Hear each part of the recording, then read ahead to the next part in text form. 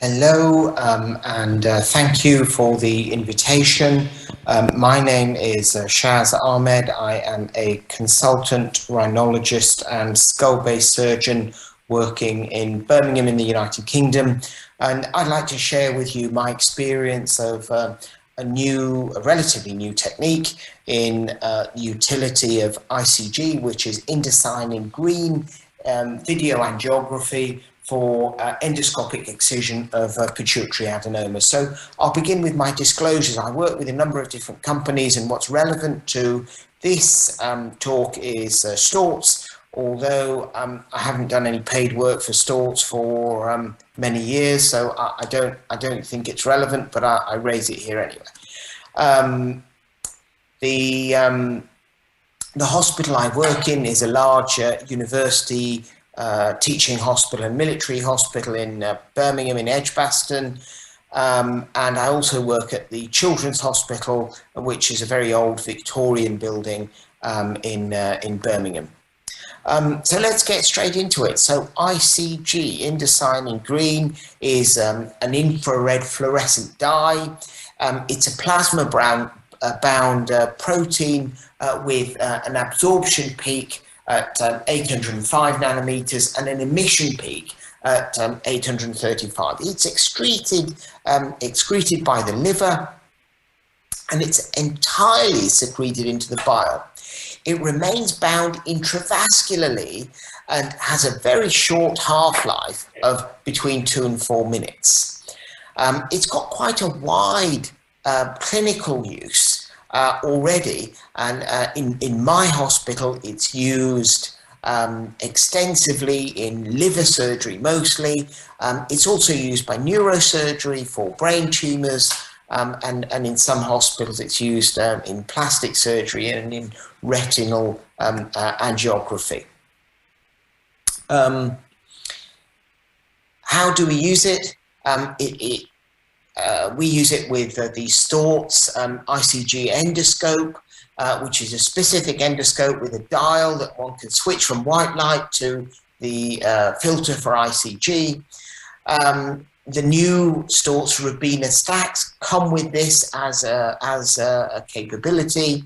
The actual dye is a contrast, which is not expensive, and one makes it up and then flush at the time that you want it, followed by a 10 mil saline bolus just to push it through. The applications: differential tumor fluorescence for differentiating normal versus tumor.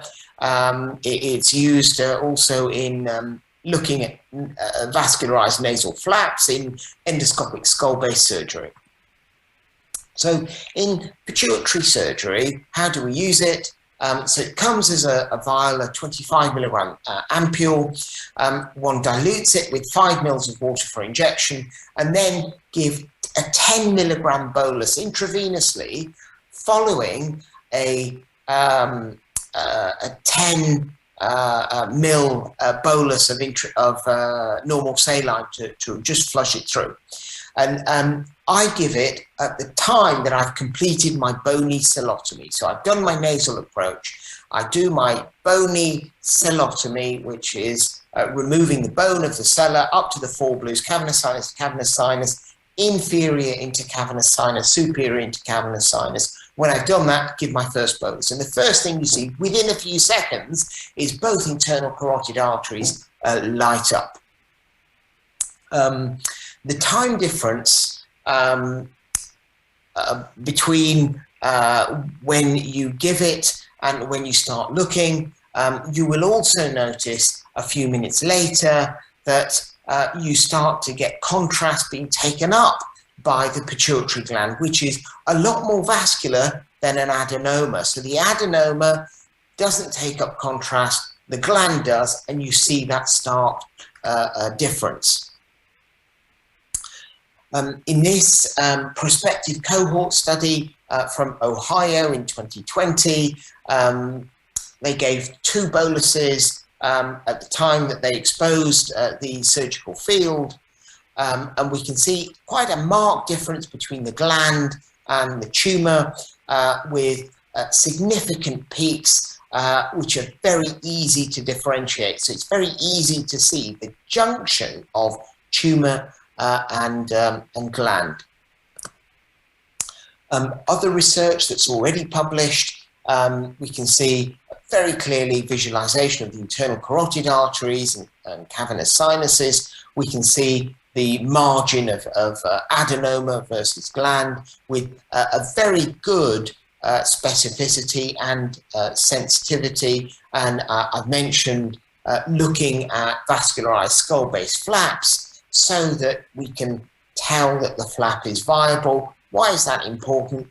Because if it's not viable, the risk not only of flap failure, but if you have a flap with a poor blood supply, the chance of getting meningitis is also higher, not just of your patient getting a CSF leak. There's also a concept of second wave ICG angiography. And with this, one gives the ICG up to 24 hours before surgery. And it still shows good tumor fluorescence with a good tumor to signal background ratio with a reasonably high sensitivity. However, the specificity drops from almost 100% down to 20%. What are the benefits for pituitary surgery? So not second wave, but in immediately using it at the time of surgery, it enhances the surgeon's ability to detect a small adenoma versus normal gland, so specifically at that margin compared to white light alone. So with the technology, one can flip between normal white light and then the filter to look at ICG just by changing the dial on the same endoscope. It's got good tissue penetration. It's safe. It's been used widely in a number of different specialties. And there's good correlation when we compare it to gadolinium enhanced MRI. We can easily switch from using the ICG to white light so that we're back to normal visualization as we're operating. And it's relatively accessible to a number of different specialties because it's already used across a number of disciplines, and it's a relatively low cost. In my hospital, University Hospitals Birmingham, we've started to use it, and we're using it for both functioning and non-functioning pituitary adenomas. In our functioning adenomas, we want to try and demonstrate a higher biochemical remission rate when we use ICG video angiography, and in non-functioning tumors, it will help us to identify what's the normal gland, and so we hopefully will be able to demonstrate better gland preservation rates in our NFA surgery.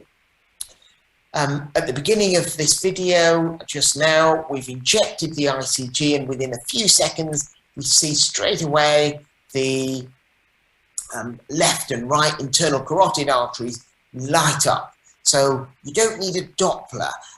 As soon as you inject it, and the bone is still on top of the two arteries. We've done the bony celotomy, and you can see through this thin bone, the left and the right internal carotid arteries. Now, within 3 or 4 minutes, the contrast washes out of the carotid arteries and starts to fill the normal gland. So we can see here, normal gland is lighting up, and the adenoma is on the left side here. This is a small adenoma in a patient with Cushing's disease, and we can see a very marked difference between adenoma and normal gland. And sometimes for a very small adenoma, it's very hard to see on MRI. And in fact, we've demonstrated in a recent patient who had previous surgery for Cushing's, and then radiotherapy. And then 6 years later, she had a recurrence, and we used ICG, and she's in remission. So this helps again to identify the normal gland versus the tumor and that margin. So let's look at cost effectiveness. In sterling, in GBP, it costs £75 for one vial of ICG, which will allow you 2.5 bolus injections during the surgery. The cost of the endoscope is a little bit more than a standard endoscope, but not much more. And the cost of the stack is about the same. And the new stacks, generally, if you're buying a new stack, will come with the capability anyway. We hope to demonstrate higher remission rates in functioning pituitary adenomas, and we need to try and get the evidence, and that's what the trial that we've started is doing. And in non-functioning pituitary adenomas, we want to demonstrate better normal gland preservation, because the contrast will help us again to identify where the NFA is compared to where the normal gland is. Hopefully, because we can identify more accurately where carotid artery is, where our cavernous sinuses are, then hopefully we can also reduce our vascular complication rate. These are the references.